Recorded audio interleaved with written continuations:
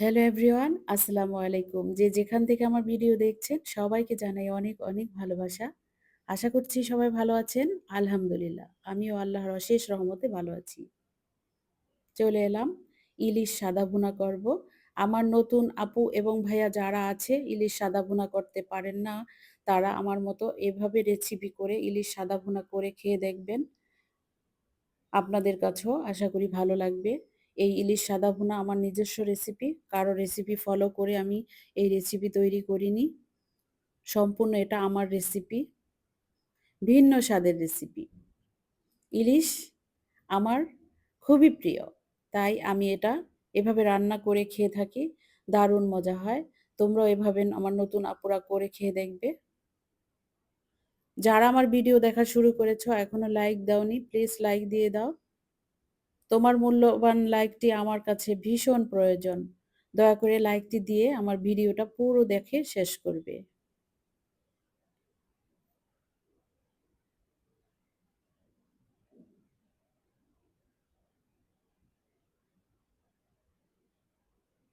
যারা এখনো ইলিশ সাদা ভুনা করে খাওয়ানি আমার মতো এই রেসিপিটা দেখে করে নিবে। প্লিজ তোমাদের কাছে আমার অনুরোধ রইল, আমার রেসিপি দেখে ইলিশ সাদা ভুনা করে নাও। তোমাদের এই সাদা ভুনাও কিন্তু আমার মতোই হয়ে যাবে। সুস্বাদু একটি ইলিশ সাদা রেসিপি। আমি এদিকে ইলিশ মাছগুলোকে কেটে ভালোভাবে ধুয়ে লবণ মাখিয়ে নিয়েছি। আমি সব রেসিপিতেই বলে থাকি মাছগুলো সবসময় ১৫-২০ মিনিট আগে লবণ মাখিয়ে রাখবে। এতে করে তোমার তরকারির স্বাদটাই কিন্তু বেড়ে যাবে। আমি ৩-৪ টা পেঁয়াজ মিক্সিতে মিহি করে নিয়েছি ব্লেন্ডারে। তোমরা শিলপাটায়ও বেটে নিতে পারো। আমার রেসিপিতে কিন্তু আমি পেঁয়াজ কুচি করে দিব না। এখানে পেঁয়াজগুলো মিক্সি করেই নিতে হবে। আর পর্যাপ্ত পরিমাণে মরিচ নিয়েছি কারণ এখানে ঝাল হলেই বেশি ভালো হয়। আমার মরিচগুলোর বেশি ঝাল ছিল না তাই আমি একটু বেশি নিয়েছি।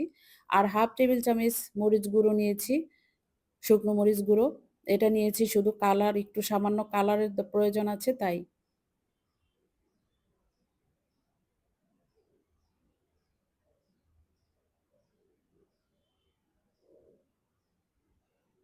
যারা ইলিশ পছন্দ করে না তারাও কিন্তু এভাবে ইলিশ রান্না করলে খেতে পারবে। আর ইলিশ পছন্দ করে না এমন আমি দেখিনি। সবাই কিন্তু ইলিশ মাছ পছন্দ করে থাকে।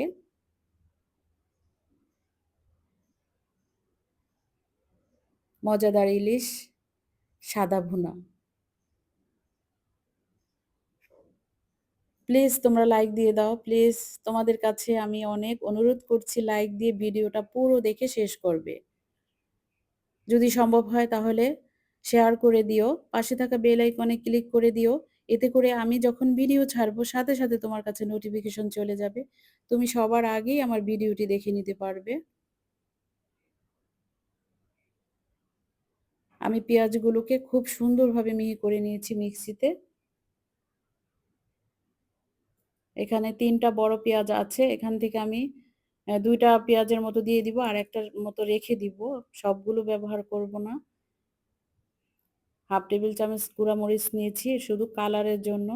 আর নিয়েছি ৪ টেবিল চামচ তেল। নিয়েছি গুঁড়া দুধটাকে আমি তরল করে নিয়েছি। তোমরা গরুর দুধও দিয়ে দিতে পারো। গরুর তরল দুধও দিয়ে দিতে পারো ১ কাপ পরিমাণ। আমার এখানে ৫ পিস আছে।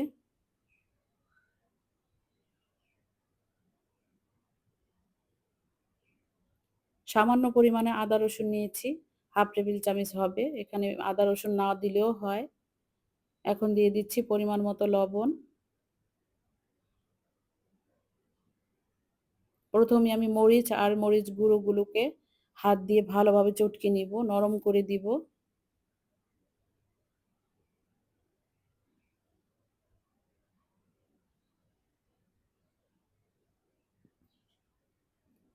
এটাতে কিন্তু আদা রসুন পেস্ট না দিলেও হয়, কিন্তু আমি একটু দিয়ে থাকি, তাই দিয়ে দিলাম। মরিচটাকে সবসময় হাতে এভাবে সফট করে নিবে। আমি কিন্তু দেখতেই পাচ্ছ একদম সফট করে নিয়েছি। এখন দিয়ে দিচ্ছি পেঁয়াজ মিহিগুলো। আমি কিছুটা পরিমাণ রেখে দিয়েছি আর বাকিটা দিয়ে দিলাম। দিয়ে দিলাম সয়াবিন তেল ৪ টেবিল চামচ। এখানে তেলের কম ব্যবহার করলাম কারণ আমি তো ঘি ব্যবহার করব ১ টেবিল চামচ। পুরাটাও ঘি দিয়ে রান্না করা যায়, ওতে করে আরো বেশি টেস্টি হয়ে থাকে। এখন ভালো করে মিক্স করে দিচ্ছি।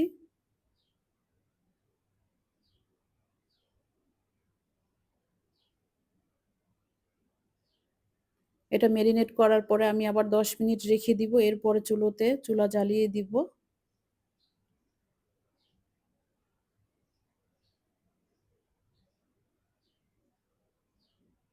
লক্ষ্য করবে প্রতিটা মাছে যেন স্পাইসি গুলো সুন্দরভাবে পেয়ে যায়, মাখিয়ে দিবে ভালোভাবে।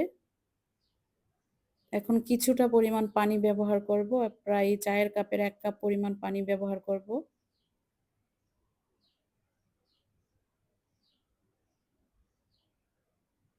আমার মাখানো হয়ে গিয়েছে। পানি দিয়ে দিব এখন।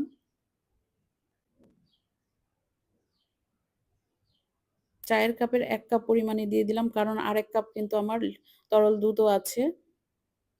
এই যে দুধ কিন্তু আমি বলক চলে আসবে তখন ব্যবহার করব। আর ঘি ব্যবহার করব যখন তরকারিটা নামাবো ২ মিনিট আগে।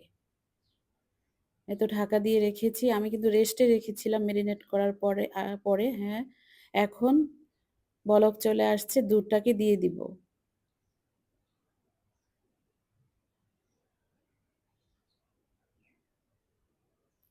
আমার এই রেসিপি আমি যাদেরকেই খাইয়েছি তারা ভীষণ পছন্দ করে। আমার কাছে একজন রেসিপি চেয়েছো, আশা করি তুমি বুঝতে পেরেছো। এই রেসিপি দেখে রান্নাটা করে নিবে। এই যে দুধ দিয়ে দিচ্ছি। আমার এখানে ১ কাপ দুধ। এখানে আমি ৩ টেবিল চামচ গুঁড়া দুধটাকে পানি দিয়ে ভালোভাবে লিকুইড করে নিয়েছি। তরল দুধ বানিয়ে নিয়েছি।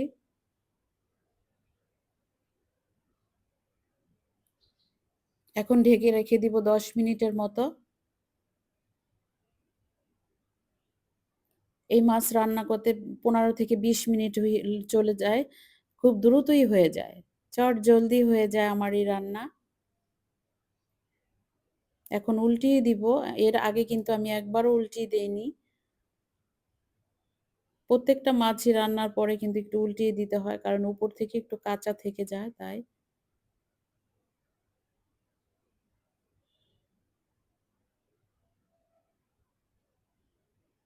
প্রতিদিন আমার ভিডিও দেখার জন্য নতুন, নতুন আপু ভাইয়া এড হচ্ছ।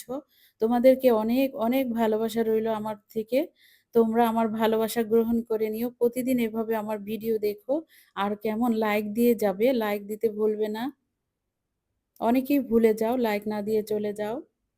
প্লিজ তোমরা লাইক দিয়ে আমার ভিডিওটা দেখা শুরু করবে।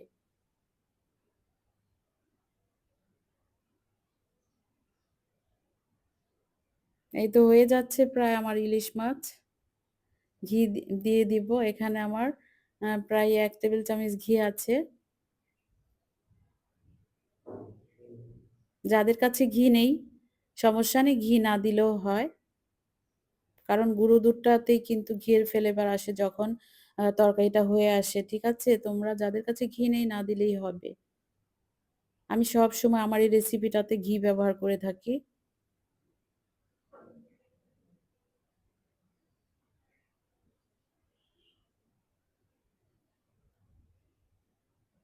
আমি এইভাবেই রান্না করি।